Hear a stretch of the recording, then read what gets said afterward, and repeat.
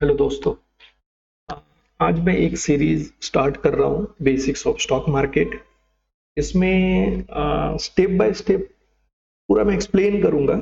एक बिगिनर भी इसको समझ सकता है, अ, जिसको जीरो नॉलेज है वो भी समझ सकता है कि ट्रेडर बनने के लिए, इन्वेस्टर बनने के लिए जो भी मैथमेटिक्स रिक्वायर्ड है वो क्या है, प्रॉफिट बनाने का प्रोसेस क्या है, लॉस होता है तो उसका क्या प्रोसेस होता है जो हमको नहीं करना है, प्रॉफिट पैसा बनाने का मैथमेटिक्स और प्रोसेस क्या है जो हमको करना चाहिए, वो सब हम आगे देखेंगे वीडियो में। तो अभी हम लोग चालू करते हैं। बेसिकली अपने को स्टॉक मार्केट में एक ही प्रोसेस करना है, बाइंग सेलिंग। जैसे भाजी मार्केट में जाते हैं, वहां पे जो होलसेलर रहता है कहीं ना कहीं से खरीद के लाता है, फिर कोई ना कोई उसका प्राइस रहता है, बाइंग प्राइस रहता है, फिर वो अपने दुकान में रखता है सामान को, फिर उसको बेच देता है। लेकिन एक चीज आपको यहाँ पे ध्यान देना है, जब भी वो बेचता है तो उसका सेलिंग प्राइस हायर प्राइस होना चाहिए बाइंग प्राइस से। अगर वो बाइंग प्राइस हायर प्राइस है, सेलिंग प्राइस है, तभी वो प्रॉफिट बनाएगा। तो अपने को यही सेम काम स्टॉक मार्केट में करना है, इससे ज्यादा कुछ भी नहीं है। लेकिन ये करने के लिए हमको चाहिए ब्रोकर। विदाउट ब्रोकर हम नहीं कर पाएंगे ये, क्योंकि बाइंग सेलिंग जो एक्टिविटी है ये एक्सचेंज में होता है, ठीक है। लेकिन एक्सचेंज के पास हम डायरेक्ट नहीं जा सकते, हमको उसके लिए ब्रोकर चाहिए। एक्सचेंज से बहुत सारे ब्रोकर कनेक्टेड है। तो फॉर एग्जांपल हम जेरोधा ब्रोकर लेते हैं। तो अगर आप जेरोधा पे ट्रेडिंग डीमैट अकाउंट ओपन करते हो तो जेरोधा का जो प्लेटफॉर्म मिलेगा वो ब्रोकर का खुद का इंटरफेस रहता है, एप्लीकेशन बनाया हुआ रहता है। तो उसी के थ्रू हमको बाइंग सेलिंग करना पड़ता है, ठीक है। अभी हम ये भी देखेंगे, ये स्टॉक मार्केट एक जो जैसे टॉपिक है बेसिक्स ऑफ स्टॉक मार्केट, लेकिन ये करते कैसा है ये हम पहला समझ रहे हैं। तो ये ब्रोकर के मोबाइल एप्लीकेशन के थ्रू ही ये एक्टिविटी किया जा सकता है, अदरवाइज कोई ऑप्शन नहीं। तो आपके पास ब्रोकर कोई ना कोई रहना चाहिए, आप किसी के पास भी ट्रेडिंग डीमैट अकाउंट खोल के ट्रेडिंग चालू कर सकते हैं। अब ब्रोकर का जो ये एप्लीकेशन रहता है, इसके एप्लीकेशन पे, ऐप पे अगर आप देखेंगे तो ये क्या होता है, बेसिकली कनेक्टेड रहता है स्टॉक एक्सचेंज के डेटा से। जो भी स्टॉक का प्राइस रहता है, अप हो रहा है, डाउन हो रहा है, फ्लक्चुएट हो रहा है, जो कुछ भी हो रहा है, ये प्राइस डायरेक्ट दिखता है ब्रोकर के मोबाइल ऐप पे। अब ये मोबाइल ऐप हमको दिखा रहा है स्टॉक का भाव क्या चल रहा है, उसका हम चार्ट देख सकते हैं, उसकी हिस्ट्री देख सकते हैं, उसमें बाइंग सेलिंग कितना हो रहा है, वो सब मार्केट डेप्थ रहता है। मार्केट डेप्थ का मतलब कितने बायर है कितने सेलर है, ये सब दे सकते हैं। तो हमारे पास ब्रोकर का अकाउंट होना जरूरी है, तभी हम ट्रेडिंग कर सकते हैं। और ट्रेडिंग की एक्टिविटी वो एक्सचेंज कराता है, ना कि ब्रोकर कराता है, ठीक है। तो अभी क्या करते हैं हम लोग, एक बेसिक कॉन्सेप्ट जो है स्टॉक मार्केट का वो हम देखते हैं, समझते हैं। इसको इरेज करता हूं मैं, ठीक है। तो अभी बेसिकली स्टॉक मार्केट क्या है, स्टॉक मार्केट एक ऐसा जगह है जहां पे बाइंग सेलिंग होता है, ठीक है। Stock market is the place where buying and selling of shares take place. अभी बेसिकली बाइंग सेलिंग होता है जो भी पब्लिकली लिस्टेड कंपनी है। होता कैसा है कि बहुत सारी कंपनी है जो ऑलरेडी मार्केट में लिस्टेड है, बहुत सारी नए कंपनी है जो प्राइमरी मार्केट एक प्रोसेस है जहां पे कंपनी फंड रेज करता है शेयर्स को बेच के। अब शेयर्स जो बेचता है एक उसका प्रोसेस रहता है जिसको बोलते हैं आईपीओ, इनिशियल पब्लिक ऑफर। तो वो बेचने के बाद फिर एक सेकेंडरी मार्केट प्रोसेस रहता है, फिर कंपनी का लिस्टिंग हो जाता है, वहां पे बाइंग सेलिंग ट्रेडिंग शेयर्स का चालू हो जाता है। तो अभी हम लोग देखते हैं, इंट्रोडक्शन देखते हैं, introduction of stock market. Basically introduction of stock market, यहाँ पे हम क्या करते हैं, पहला समझते हैं मार्केट का स्ट्रक्चर।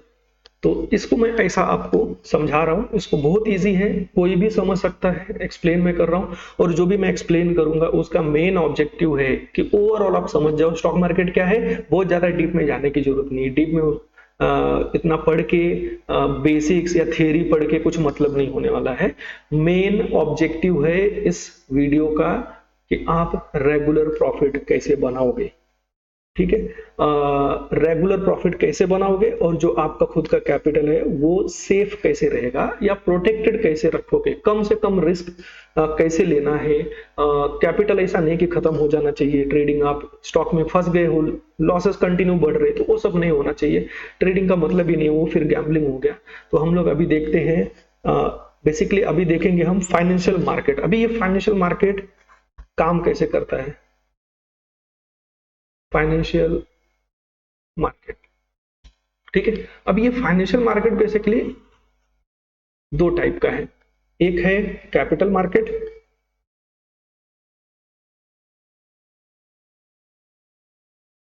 और दूसरा है मनी मार्केट।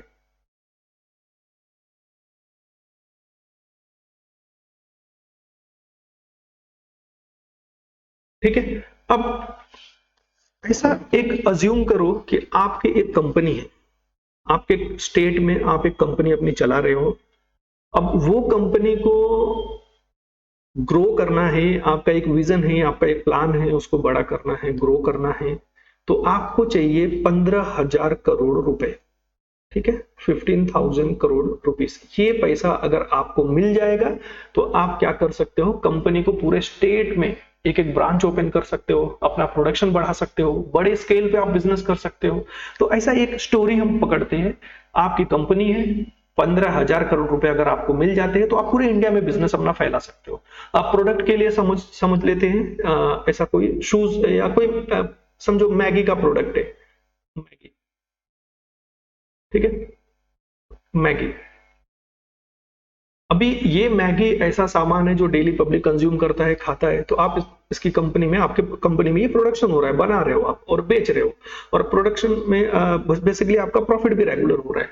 लेकिन आपको अ, ये जो एक्सपांड करने का आपका जो व्यू है, प्लान है, विजन है, ड्रीम है, या कुछ ऑब्जेक्टिव जो भी बोले इसको, वो पूरा होने के लिए 15,000 करोड़ रुपए का रिक्वायरमेंट है आपको। ठीक है। अब ये पैसे कहां से मिलेंगे, आप अपने आप से पूछो या सोचो, ये पैसे कहां से मिलेंगे आपको। ठीक है, तो ये आपको मिलेंगे कहीं ना कहीं, बैंक से मिलेंगे या स्टॉक मार्केट से मिलेंगे या कहीं से भी मिलेंगे। लेकिन सबसे पहला हम समझते हैं मनी मार्केट। अब मनी मार्केट को हम समझते हैं इसको as a bank. Money market में ओनली बैंकिंग जो भी फैसिलिटी रहती है वो आता है। बैंक आपको 15,000 करोड़ रुपए लोन नहीं देने वाला है। ठीक है। कैसा है कि बैंक आपको 15,000 करोड़ रुपए लोन नहीं देने वाला है। बिजनेस करने के लिए आपको सपोज 15,000 करोड़ रुपए का रिक्वायरमेंट है।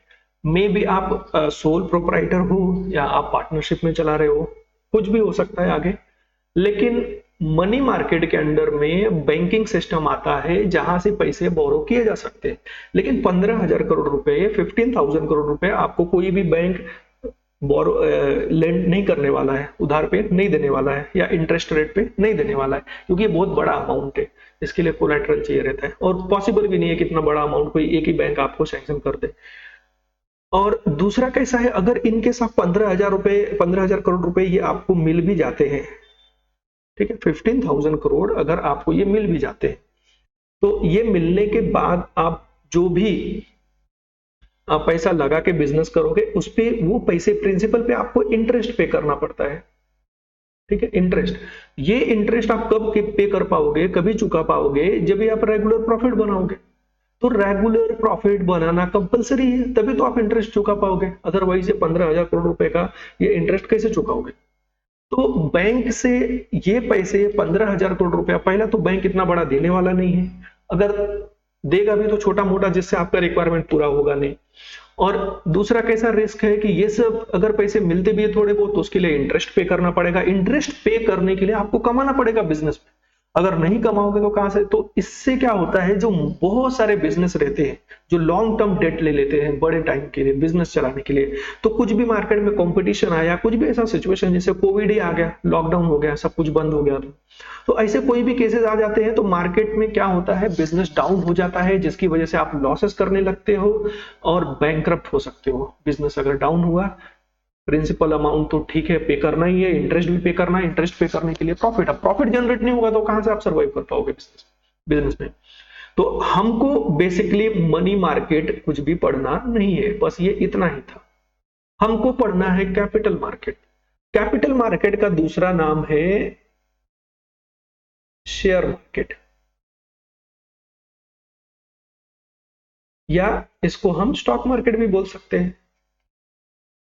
अब ये हमको कैपिटल मार्केट क्यों पढ़ना है, तो अभी वही वापस आते हैं स्टोरी पे। 15,000 करोड़ रुपए आपको बिजनेस के लिए चाहिए। बैंक से ये सब पॉसिबल नहीं है, रिस्क है, तो वहां पे हम अप्रोच नहीं करेंगे। या बेसिकली बैंक से हम शॉर्ट टर्म के लिए जो कैश इधर उधर देना है उसके लिए हम जा सकते हैं, लेकिन बड़े कैपिटल वहां से नहीं उठाने वाले। तो अब ये 15,000 करोड़ रुपए हम कैपिटल मार्केट से उठाएंगे, शेयर मार्केट से।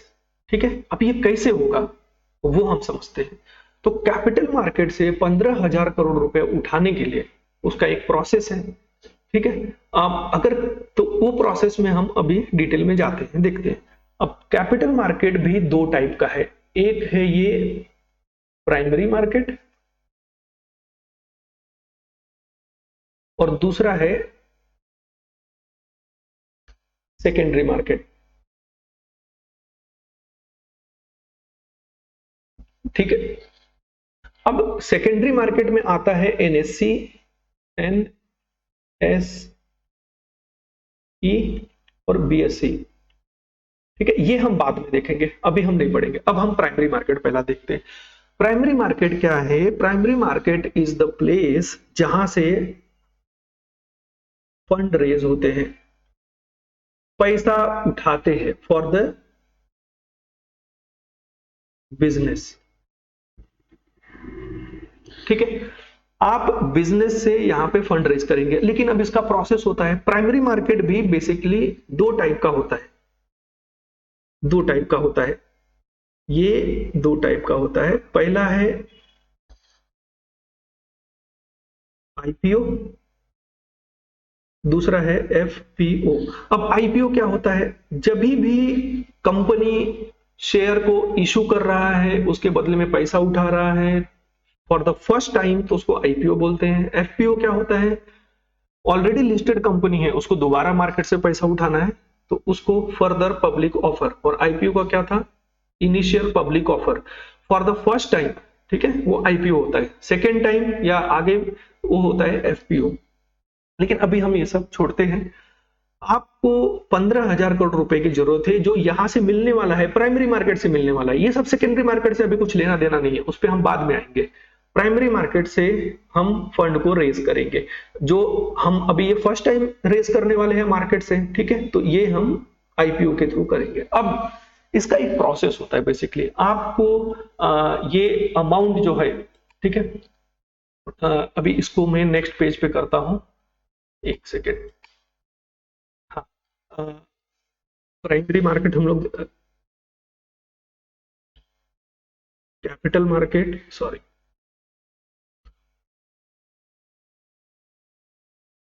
कैपिटल मार्केट देख रहे थे। ठीक है, मनी मार्केट हम छोड़ दिए थे। अब कैपिटल मार्केट में प्राइमरी मार्केट था और दूसरा था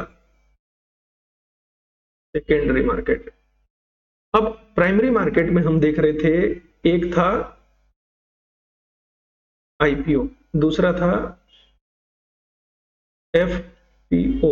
ठीक है, अब 15,000 करोड़ रुपए आपको चाहिए। 15,000 करोड़ रुपए आपको फंड रेज करना है। ठीक है, 15,000 करोड़ रुपए अभी आपको फंड रेज करना है। तो अब हम समझते हैं कि ये इसका प्रोसेस क्या होता है, कैसे आप मार्केट में आके रेज कर सकते हो। तो सबसे पहला प्रोसेस है, आपको सेबी के पास जाना है, security exchange board of India, SEBI के पास जाना है। सेबी के पास जाने के बाद आपको वहां से अप्रूवल लेना है। लेकिन ये सेबी के पास जाने के लिए जब भी आप जाओगे अप्रूवल के लिए, उसके लिए आपको चाहिए, आपको अपने कंपनी का एक प्रोस्पेक्टस बनाना पड़ेगा, डॉक्यूमेंट बनाना पड़ेगा, अपने कंपनी के बारे में फुल डिटेल डालना है। कंपनी कब से चालू किया, कितने एम्प्लॉइज हैं, क्या विजन है, क्या मिशन है आपका, कौन कौन से एरिया में आप बिजनेस कर रहे हो, क्या क्या प्रोडक्ट बना रहे हो आप। कंपनी का पूरा A to Z डिटेल आपको वहां पे डालना है। वो एक डॉक्यूमेंट बनाना है, एक बुक बनाना है, ठीक है, एक बुक बनाना है, कंपनी का पूरा डिटेल डालना है। तो जिससे क्या होगा कि ये बुक पढ़ के या बुक में देख के सामने वाले को एक इंफॉर्मेशन मिल जाएगा या पता चल जाएगा कंपनी के बारे में, जो आपकी ऑलरेडी कंपनी चल रही है, और आपका विजन क्या है, कितने पैसे उठाना चाहते हो, सब कुछ इसमें डालना है। इस बुक को बेसिकली बोलते हैं RHP, रेड हेयरिंग प्रोस्पेक्टस। ये बुक आपको सेबी के पास जमा करना पड़ता है, ठीक है, सेबी के पास सबमिट करना पड़ेगा। सेबी के पास अगर आप सबमिट कर दोगे तो सेबी उसको रिव्यू करेगा और आपको परमिशन दे देगा, ठीक है आप क्या करो, शेयर्स इशू करो, ठीक है, और उसकी जगह पे आपको पैसे मिलेंगे। अब हम बहुत ज्यादा डिटेल में नहीं जाएंगे, मैं आपको पहले बता रहा हूं, डिटेल में हम नहीं जाने वाले हैं, मैं आपको सिर्फ कॉन्सेप्ट बता रहा हूं। ये इतना डिटेल में अगर आपको जाना है तो वो बहुत टाइम लगेगा समझने के लिए, तो हम ऊपर ऊपर देख रहे हैं। तो सेबी ने सपोज परमिशन या ग्रीन सिग्नल दे दिया, अब देखो इससे फायदा भी होता है, जब भी सेबी परमिशन देता है फायदा क्या होता है, कंपनी को 15,000 करोड़ रुपए मिल जाएंगे, कंपनी का बिजनेस बहुत बड़ा हो जाएगा, तो उससे बहुत सारे जॉब क्रिएट होते हैं। इसीलिए SEBI most of the time वो एनकरेज करता है कि आईपीओ जो भी होता है कि उसको परमिशन दे दिया जाए, अगर जो भी उसका इंटरनल क्राइटेरिया होता है उसको फुलफिल करने के बाद मोस्ट ऑफ द टाइम ये इशू ये परमिशन दे देते हैं। तो अभी आपकी जो कंपनी थी उसको बड़ा बनाना था, 15,000 करोड़ रुपए चाहिए थे, सेबी से अभी ग्रीन सिग्नल भी मिल गया है, ठीक है। तो अभी हम नेक्स्ट स्टेप देखेंगे कि आपको अभी मर्चेंट बैंक को हायर करना रहता है एज अ कंपनी। आपके खुद चार्टर्ड अकाउंटेंट भी होंगे, अभी बेसिकली कंपनी आपकी बड़ी है, 15,000 करोड़ ऑलरेडी इतना चल रहा था बिजनेस, 15,000 करोड़ रुपए रेस कर रहे हो आप, तो आपके खुद के चार्टर्ड अकाउंटेंट वहां पे बेसिकली रहते हैं या आपके कांटेक्ट में रहते हैं। तो वो सब मिलके क्या करते हैं, एक मर्चेंट बैंकर को हायर करेंगे, एक या मल्टीपल हो सकते हैं मर्चेंट बैंकर। मर्चेंट बैंकर का काम क्या रहता है कि कितने प्राइस का शेयर्स होगा, नंबर ऑफ शेयर्स, अभी जैसे 15,000 करोड़ उठाना है तो मैंने अगर बोल दिया 320 रुपया पर शेयर प्राइस रखना है आईपीओ में, ठीक है, ये एक बैंड रख देते हैं 315 और 320, ठीक है। अब अज्यूम करते हैं 315 से डिवाइड कर लेंगे 15,000 करोड़ को, तो हमको मिल जाएगा नंबर ऑफ शेयर्स। इतना शेयर हमको बेचना है, एज अ कंपनी आपको बेचना है, वो बेचेगा मर्चेंट बैंकर, वो आपका हेल्प करेगा। मर्चेंट बैंकर का काम ही यही है कि आपके कंपनी का प्रमोशन करे कि उसका आईपीओ आया है, पब्लिक को अवेयरनेस फैलाए, या इसको रोड शो बोलते हैं बेसिकली, और बुक बिल्डिंग का काम करता है ये, जो भी फंड रहते हैं रिसीव करता है, क्रेडिट डेबिट जो भी है वो सब बैकएंड में काम करता है। तो अभी हम लोग आगे देख रहे हैं, नंबर ऑफ शेयर्स मिल जाएंगे। अब शेयर का एक, कभी भी आईपीओ में अगर देखोगे सिंगल प्राइस नहीं रहता है, तो यहां पे हम देखेंगे बेसिकली प्राइस का बैंड है 315 और 320, ये प्राइस बैंड के बीच में। और मिनिमम क्वांटिटी, कभी भी आईपीओ में सिंगल क्वांटिटी इशू नहीं किया जाता है, बेचा नहीं जाता है, वहां पे हमेशा लॉट में रहते हैं। जैसे एक डजन में 12 होते हैं क्वांटिटी, तो वैसे एक लॉट में वो कंपनी खुद से डिसाइड कर लेता है कि कितना रखना है। तो अज्यूम करो कि आपकी कंपनी ने ये भाव एक रेंज रख लिया क्योंकि इतने पैसे उठाने हैं, और नंबर ऑफ शेयर्स भी डिसाइड हो चुका है, और मिनिमम 40 क्वांटिटी आप लोग बेचोगे एज अ कंपनी, आपकी कंपनी बेचेगी ऐसा, ठीक है। क्योंकि हम एक अज्यूम करके चल रहे थे, स्टोरी बना रहे थे कि आपकी कंपनी है, कंपनी को पैसे चाहिए। अब वो पैसे कैपिटल मनी मार्केट से तो वहां पे मिलने वाले नहीं है, कैपिटल मार्केट में आ गए हम। कैपिटल मार्केट को शेयर मार्केट या स्टॉक मार्केट भी बोलते हैं।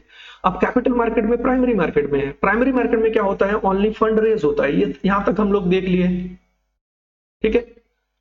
सेकेंडरी मार्केट में एनएससी बीएससी होता है, एनएससी और बीएससी, तो ये हम बाद में देखेंगे। अभी आईपीओ प्रोसेस चल रहा है, इनिशियल पब्लिक ऑफर, ठीक है। जब भी कंपनी शेयर इशू करता है for the first time to raise capital, तो अब यहां पे डिसाइड हो गया है भाव और क्वांटिटी। अब आगे चलते हैं हम लोग, ये अप्लाई करने के लिए बेसिकली, ठीक है, कोई भी जिसके पास ट्रेडिंग डीमैट अकाउंट रहता है वो अपने ब्रोकर के प्लेटफॉर्म के थ्रू आईपीओ को अप्लाई कर सकता है। फॉर एग्जांपल अगर जेरोधा में जिसका अकाउंट है, मैं जेरोधा यूज करता हूं, तो वहां पे अगर जेरोधा में देखोगे जिसका भी अकाउंट है, वो जेरोधा का बैकएंड है कॉन्सोल करके, वहां पे पोर्टफोलियो पे क्लिक करोगे तो आईपीओ का ऑप्शन आएगा, तो जो भी करंट आईपीओ ओपन रहेगा वहां पे अप्लाई किया जा सकता है। तो अभी आईपीओ हमको जो भी अप्लाई करना है, ठीक है, उसका एक डेट होता है, तभी से ये चालू हो जाता है।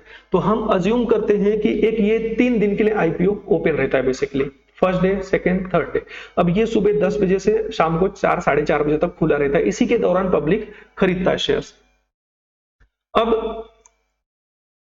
पब्लिक क्या करेगा, शेयर्स खरीदेगा और आपको मिलेंगे पैसे। पब्लिक शेयर खरीदेगा, आपको मिलेंगे पैसे, जब तक 15,000 करोड़ रुपए नहीं मिल जाते हैं। बेसिकली ये 3 दिन में हो जाता है। अब कंपनी बहुत ज्यादा पॉपुलर रहती है तो फर्स्ट डे ही पूरा बिक जाता है शेयर्स। अब कंपनी उतना पॉपुलर नहीं है तो 2-3 दिन भी लग सकते हैं, कोई कोई कंपनी 5-5 दिन तक आईपीओ ओपन करके रखता है। तो वो डिपेंड करता है कंपनी कितना पॉपुलर है, ठीक है। तो आपका क्या होगा बेसिकली, और यहाँ पे जो प्राइस बैंड था 2, 315, 320, ये प्राइस बैंड जो है कंपनी बहुत ज्यादा अगर फेमस है तो सब लोग 320 पे अप्लाई करते हैं, क्योंकि एक फियर रहता है कि 5 रुपए के चक्कर में मिस हो जाए, नहीं मिले। और जो हायर प्राइस रहता है उसको कट ऑफ प्राइस भी बोलते हैं। तो पब्लिक एक एक सिंगल क्वांटिटी तो अप्लाई नहीं कर सकता, मिनिमम 40 चाहिए। तो एक हिसाब से देखेंगे तो 12,000 समथिंग कुछ यहाँ पे हो जाएंगे, इतने अमाउंट पे करने पड़ेंगे। तो जिसके पास इतना है वो आईपीओ अप्लाई कर सकता है, ठीक है। अब यहां तक आप लोग समझ गए कि आईपीओ के थ्रू कंपनी ने फंड को रेज किया और एक शेयर्स बेचा। आईपीओ में शेयर्स बेचने, शेयर्स एक जस्ट एक कॉन्ट्रैक्ट है, अग्रीमेंट है, पेपर का कॉन्ट्रैक्ट है। अभी तो ये डिजिटल हो गया है, ठीक है, डिजिटल हो गया है तो शेयर्स बोल रहे हैं, जो डीमैट अकाउंट में पड़ा रहता है, ठीक है। अब हम आगे चलते हैं नेक्स्ट टॉपिक पे। सपोज कंपनी ने क्या किया, शेयर्स बेचा और 15,000 करोड़ रुपए उसको मिल गए, ठीक है। हम लोग ने क्या देखा था, प्राइमरी मार्केट देखा था, सेकेंडरी मार्केट देखा था। तो प्राइमरी मार्केट में फंड रेज हो गया। अब कंपनी की एक रिस्पॉन्सिबिलिटी है कि कंपनी अपने आप को लिस्टिंग या रजिस्ट्रेशन कराए सेकेंडरी मार्केट में। सेकेंडरी मार्केट, अब सेकेंडरी मार्केट मतलब क्या, ये एक मार्केट प्लेस है। सेकेंडरी मार्केट के अंदर 2 एक्सचेंज है, एक्सचेंज आते हैं, जो एनएससी है और बीएससी है। अब एनएससी बीएससी में ये कंपनी के ऊपर फुल्ली डिपेंडेंट रहता है, डिपेंड करता है कि कंपनी ये एक्सचेंज में या ये एक्सचेंज में, कौन से एक्सचेंज में लिस्टिंग कराना है कंपनी को, ठीक है। बेसिकली जो कंपनी बड़ी रहती है, पॉपुलर रहती है, वो दोनों एक्सचेंज में करा देते हैं। अगर आप देखोगे बीएससी में ऑलमोस्ट 6,000 कंपनी लिस्टेड है और एनएससी में अगर देखोगे तो ऑलमोस्ट आपको 3,000 कंपनी लिस्टेड दिखेगा। लेकिन बीएससी में ये कैसा है, बीएससी इंडिया का वर्ल्ड का लार्जेस्ट ऐसा एक्सचेंज है जिसमें सबसे ज्यादा नंबर ऑफ कंपनी लिस्टेड है। एनएससी में ऑलमोस्ट 3,000 है, ये 1992 में आया था, ये 1875 के आसपास तो स्टार्ट हुआ था ट्रेडिंग, धीरे धीरे बाद में 1886 या 75 के आसपास हुआ रहेगा, वो हिस्ट्री मुझे याद नहीं है, ठीक है। अभी वापस आते हैं।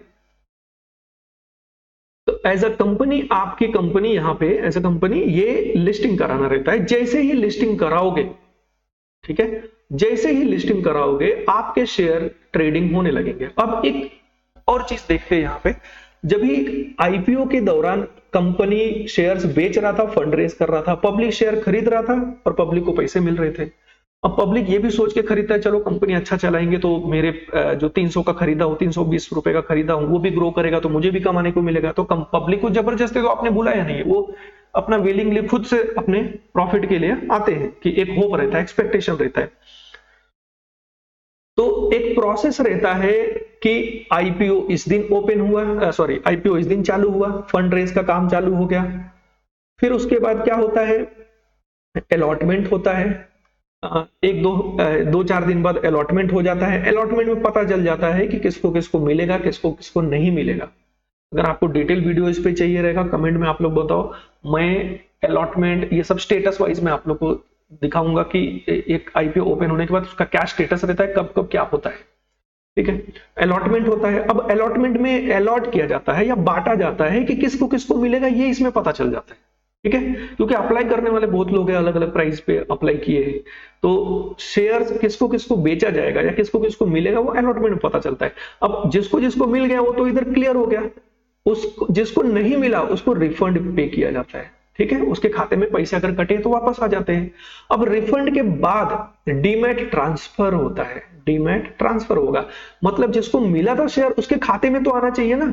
तो इसीलिए डीमेट ट्रांसफर। अब जेरोधा का अगर जो मोबाइल ऐप यूज करता है या प्लेटफॉर्म यूज करता है, जेरोधा का एक सेक्शन है, एक उसमें सेक्शन है जिसमें लिखा है पोर्टफोलियो। पोर्टफोलियो में देखोगे तो होल्डिंग लिखा रहेगा और पोजीशन लिखा रहेगा। पोजीशन तो ठीक है, जो दिन में एक्टिविटी हम करते हैं बाइंग सेलिंग का वो सब दिखता है। होल्डिंग में वही दिखेगा जो डीमेट में है आपके, ठीक है। तो वो होल्डिंग में दिखने लगेगा जैसे ही डीमेट ट्रांसफर करेंगे। एक एक दिन बाद ये बेसिकली होते रहता है, नेक्स्ट डे ऐसा चलते रहता है। अब जैसे ही डीमेट में ट्रांसफर होता है तो उसकी लिस्टिंग भी हो जाती है। तो जैसे ही लिस्टिंग हो जाएगा तो जो आईपीओ में खरीदा था वो अभी बेच सकता है, क्योंकि वो बेचने का मार्केट में आ गया। अब ऐसा समझते हैं, एक किसान है, फार्मर है, उसने कांदा बेचा, ठीक है, होलसेलर को, उसके पास से आ गया यहां पे। अब होलसेलर क्या कर रहा है, ये मार्केट में ला रहा है, मार्केट में बायर सेलर इकट्ठा हो रहे हैं, सब्जी मंडी में ला रहा है, ये यहाँ पे बायर सेलर अपना यहाँ पे आराम से बेच रहा है, यहाँ पे सब अलग अलग टाइप के बायर सेलर हैं। तो ऐसे यहाँ पे भी समझो आईपीओ में सिर्फ पैसा उठाने का काम, ठीक है, पैसा सिर्फ कंपनी वहां पे उठाता है, उसके बदले में शेयर बेचता है, कंपनी को पैसे मिल जाएंगे, कंपनी चुपचाप अपना बिजनेस करेगा, जो ऑब्जेक्टिव है वो पूरा करेगा, विजन को पूरा करेगा, ठीक है। और उसको साथ साथ में ट्रांसपेरेंट रखना है, क्वार्टरली रिजल्ट देना है, कितना प्रॉफिट किया कितना, ये एक्सचेंज में सबमिट करना रहता है, क्योंकि ये सब सेबी सब मॉनिटर करते रहता है। अब इसके बाद पैसे उठ गए, सेकेंडरी मार्केट में एनएससी बीएससी में लिस्टिंग होता है, जैसे ही लिस्टिंग होगा एनएससी बीएससी में नॉर्मल ट्रेडिंग चालू हो जाता है। और जब ट्रेडिंग चालू होता है तो आप एक एक दो दो क्वांटिटी या जितना क्वांटिटी आपके पास बाइंग पावर है उतना ले सकते हो, खरीद सकते हो, बेच सकते हो, ठीक है। अब आईपीओ में क्या प्राइस पे ये लिस्टिंग होता है, ये फुल्ली डिपेंड होता है डिमांड और सप्लाई पे। अगर स्टॉक बहुत ही पॉपुलर है, उसका क्रेज बहुत ज्यादा है, तो 300 रुपए वाला 600 पे भी खुल सकता है, क्योंकि आईपीओ में पब्लिक ने तो खरीद के बैठा है। वो अगर बेचेंगे ही नहीं, सप्लाई ही नहीं करेंगे, तो मार्केट में खरीदने वाले कैसे खरीद पाएंगे। तो अगर पॉपुलर है तो बेचने वाले कम रहते हैं, और वो एक्सपेक्ट करते कि मैं ज्यादा मुझे मिले क्योंकि ये पॉपुलर है। तो ऐसा भी हो सकता है 300 वाला 600 में बिके, यहीं पे लिस्टिंग हो जाए। तो लिस्टिंग का ऐसा कोई एक तरीका नहीं है कि इसी भाव पे खुलना चाहिए, ये फुल्ली क्रेज ज्यादा है तो ऊपर खुलेगा, पॉपुलर ज्यादा नहीं है तो नीचे। एसबीआई कार्ड का अगर आप लोग देखोगे तो वो नीचे थोड़ा ओपन या साइड में ओपन हुआ था लिस्टिंग के टाइम पे। और आईआरसीटीसी अगर देखोगे 315 या 320 का उसका भी आईपीओ था, वो 600 500 600 के आसपास कुछ तो खुला था, 600-700 के आसपास। तो ये डिपेंड करता है स्टॉक का कितना क्रेज है, ठीक है। अब हम लोग आज के लिए इतना ही करते हैं। अभी मैं सेकेंडरी मार्केट के बारे में और डिटेल में बताऊंगा। इसके बाद हम लोग देखेंगे जैपनीज कैंडलस्टिक, जो बहुत ज्यादा इंपॉर्टेंट है, जिसको समझने के बाद हम प्रॉपर ट्रेडर बन सकते हैं, ट्रेडिंग अच्छे से कर सकते हैं। अब क्यों जैपनीज कैंडलस्टिक इंपॉर्टेंट है? कैंडलस्टिक बेसिकली हमको प्राइस बिहेवियर बताता है स्टॉक का। ट्रेड करने वाली होती है पब्लिक अगर ट्रेड कर रहा है, बाइंग सेलिंग, बैलेंस इंबैलेंस होता है, भाव ऊपर नीचे जाता है, तो ओपन हाई लो क्लोज, कहां पे खुल रहा है, कितना ऊपर गया, कितना नीचे, कितना पे बंद हो रहा है, ये सब कैंडल बताता है। अगर कैंडल बेसिकली हम प्रॉपर देखेंगे तो उसमें हमको ह्यूमन बिहेवियर रिफ्लेक्ट होता है, ठीक है। तो हमारा नेक्स्ट टॉपिक रहेगा कैंडल का। और भी मैं देखता हूं क्या टॉपिक इंपॉर्टेंट रहता है, वो बीच में मैं लाता हूं। तो अभी के लिए इतना ही करता हूं, लेकिन मैं पूरा एक सीरीज अपलोड करते जाऊंगा आप लोग को फ्री ऑफ कॉस्ट, यहाँ पे पूरा समझने को मिलेगा। और एक प्रोफेशनल ट्रेडर मैं लिख के देता हूं, अगर आप सिस्टमेटिकली इसको, ये हमने अभी जो किया जस्ट बेसिक्स था, डीप में नहीं जाना है। मेन ऑब्जेक्टिव रेगुलर पैसा बनाने का, रेगुलर पैसा कैसे बनेगा वो हम लोग आगे देखेंगे step by step. Step by step जो भी है वो सब मैं टॉपिक लेके आऊंगा और हम लोग डिटेल में आगे देखेंगे। अभी के लिए इतना ही करते हैं। Thank you for watching. Thank you.